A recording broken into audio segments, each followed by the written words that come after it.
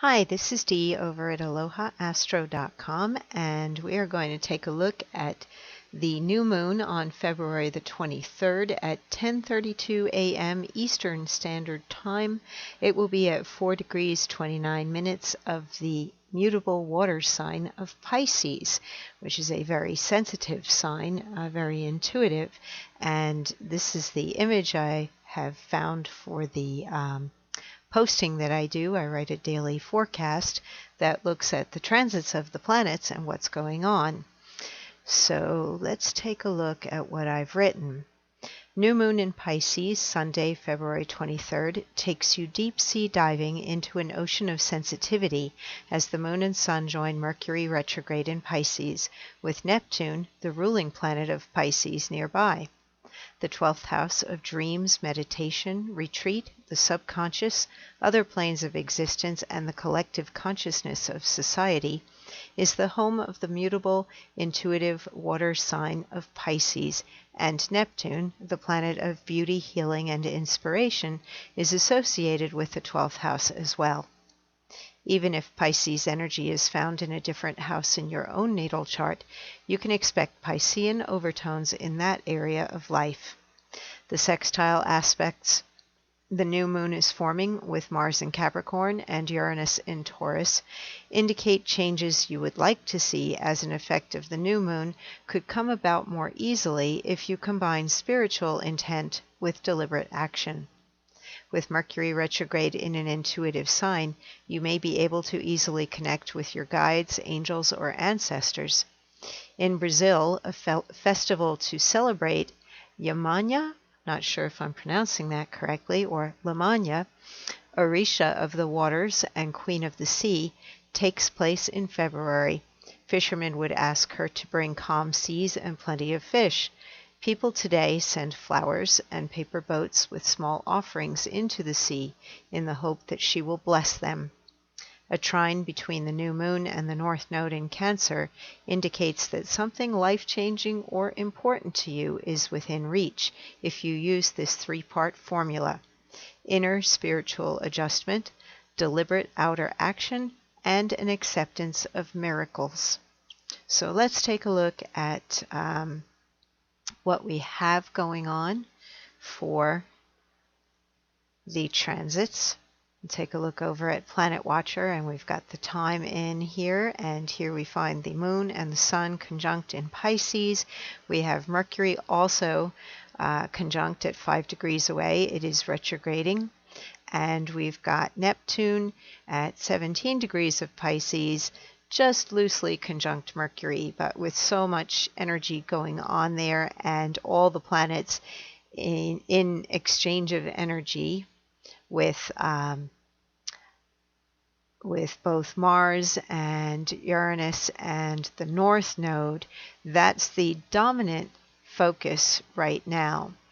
I also did not mention in the forecast, but it's in here, there is a T-square of Mars opposing the North Node and squaring Chiron in Aries, and then Chiron in Aries in turn is making a square to the North Node in Cancer.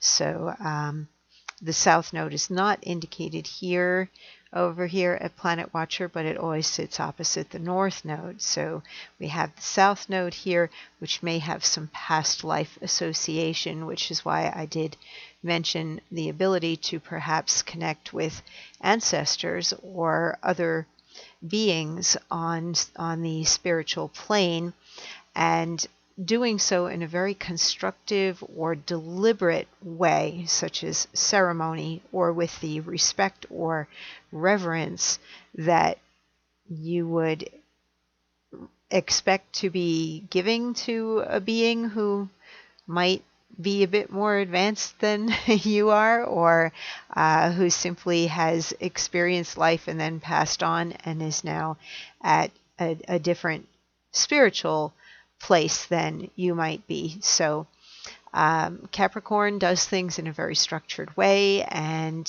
follows the rules and wants to do things with integrity. And Mars in Capricorn is at its exaltation, so it is particularly strong there in the sign of Capricorn. Very good for getting things done and putting in foundations. Also very good at being able to utilize the things that have already come before you, the history, the lineage, those who have already done a lot of the work for you, and now you're just, taking the baton and running your lap with it.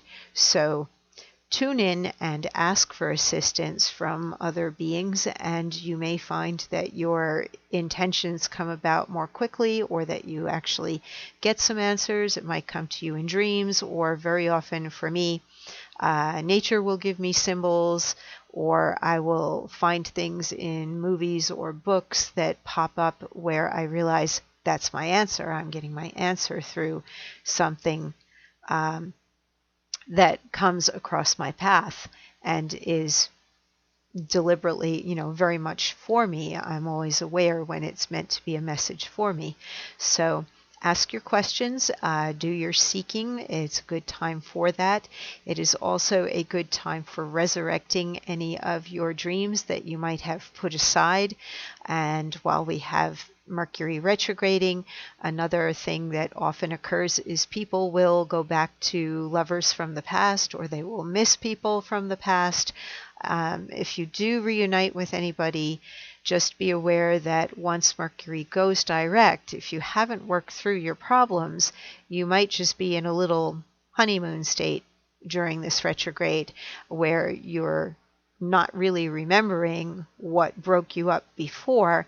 And if you are not addressing that during the retrograde and fixing your initial problem, then it's going to resurface for you once Mercury goes direct and you come out of the little rosy glow that the strong Pisces energy is giving you right now. So there is potential on the romantic front for a lot of people. There are a few things that are creating some tension. Of course, you have to work very hard with this T-square if you want to go after something that is aligned with your life purpose, soul purpose, or bigger goals. Then you have to put in the physical effort. You really have to show up and do it. Mars is a very physical planet, so it isn't just going to be wish for something and there it is. You have to set your intentions and do your ceremonies or whatever, and then you have to start getting physical and actually working on it yourself. And we have Venus in Aries making a square to Jupiter in Capricorn. That pretty much says the same thing, that wishing for something alone is not going to be enough. Now, these are both the lesser and the greater benefics. Venus is the lesser and Jupiter the greater. And even in their square, they can bring you good things. It can actually help moderate the sometimes both Venus and Jupiter can go overboard in pleasure or desire, or just excess of too much of a good thing. So when they are holding each other in check through that square, you may have to work harder to get what it is that you truly desire. But if you work hard for it, you're more likely to value it and appreciate it once you've done the work. So that square may deliver a bit of work. You can still get assistance or help along the way toward receiving, but it's probably not going to just drop out of the sky and land in your lap. You have to put in some effort. Otherwise, things are pretty smooth sailing. We have that planet of change there, interacting with the North Node and interacting with the Moon and the Sun and interacting with Mars. So I would say that change is definitely going to come up with the new moon. The new moon always brings the opportunity for some new beginning and a fresh start. I like to think of this particular aspect configuration as angel wings. I don't know if there's an astrological name for them, but I always see them as angel wings, with the new moon here being one shoulder and Uranus being the other shoulder, and here you can see these two triangles creating the wings, and the North Node and Mars are the points of the wings. So something can definitely take off and fly, and I feel like there's always some grace or compassion or potential for some divine intervention when Neptune is favorably aspected. And since it does factor into this trine here with the North Node, if something is really fated or destined and you're going to put in the work toward it and you know you really want to go after it, then you probably are going to receive it. Just keep the faith and keep working, keep moving, keep making it happen. The Capricorn planets, well, it's almost not worth talking about them. They just keep being there, don't they? And wherever you have Capricorn energy in your chart, maybe it's been a really long haul and maybe you're getting very tired. We do have some relief in sight for a short time coming up soon when Saturn does shift into Aquarius in the spring, but then it's going to go right back retrograding into Capricorn come May, from May through September. I don't have the exact dates right now, but basically the summertime, we're going to have Saturn and Jupiter retrograding back in. So make your hay while the sun shines now, and there is some flow. Work on putting down your foundations and following your dreams and making your changes as we go toward the month of May and head into the springtime. And once we get to those retrogrades, we might find that it's a slow summer, that we are not able to do as much constructively or work-wise or see our goals met as largely or as quickly as we might want. So make the best of this new moon to follow a dream or bring a dream back, take it out of the mothballs, dust out the cobwebs, and get back to seeing it as a possibility. And it is highly probable as long as you're willing to take some actions. Venus in Aries definitely helps with taking the action as well because it's very me oriented. So if you are truly wanting something and you step up and decide that the only way is up, that's what I feel here with Venus in Aries. Cardinal Aries says I am, and it squares Jupiter up here in Capricorn. If you want to have the growth and the power and the recognition and the authority that comes with these planets in whatever house or area of your chart they might be passing through, then you have to claim it. You have to decide that you want it. And then Mars is saying you better start moving your butt and working at it, especially with that T-square. So nobody's going to make it happen for you. It will be up to you. But there are spiritual forces at work that, what's the expression? God helps those who help themselves. And that is really true. Once we put the energy in motion, things do come to us much more quickly. So the Sabian symbol for this degree, we round up to 5 degrees of Pisces, a church bazaar. Keynote: the value of giving a spiritual or transcendent sanction to even the most commonplace interchanges between social persons and individual minds. This is the last of 5 symbols, emphasizing the interaction between people constituting a social group, small or large. It brings in the element of religious sanctions. The purpose of any organized religion is primarily to meet the need of giving a more permanent significance to interpersonal relationships within the framework of a particular way of life and culture. It helps to keep the society whole by making it holy, at least in principle and ideal. It justifies human behavior by blessing it with a divine revelation of what is good and valuable. It idealizes biological and social needs by ritualizing them. What I felt resonates with me most in here is the idea of ritual. And of course, new moon and full moon is a great time for having a ritual or a ceremony, but the rituals that society participates in, I believe that the collective consciousness energizes the particular deity or being that they are worshiping, and it, whether that being actually exists or not in terms of its own individuality, if everybody is in agreement that that being actually is there, then why would it not be? That makes logical sense to me.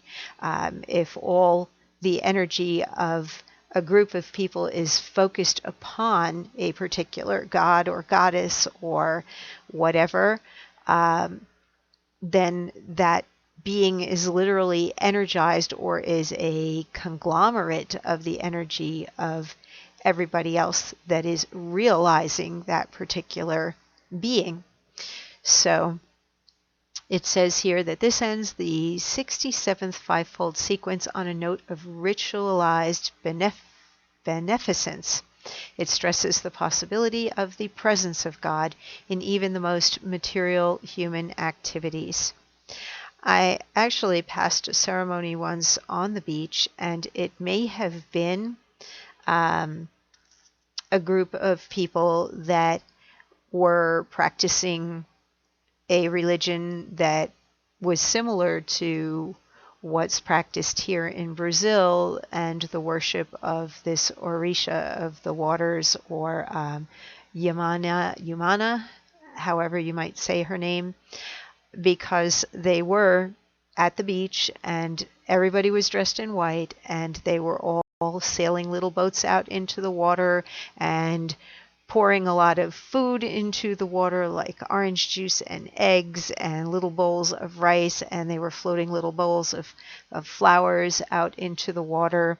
So it is possible that I actually saw a ceremony that was being done on this being's behalf.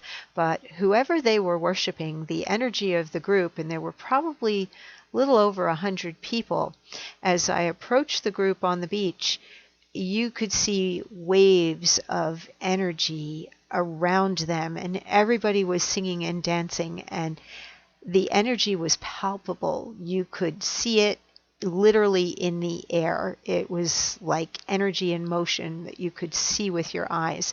And as I passed by, I could definitely feel it as well. So there is a lot of power that comes through the joining of your own energy with other people's energy. At this new moon, you don't have to physically be with other people to tap into energy. The Pisces realm is other planes of existence and also the collective consciousness of society.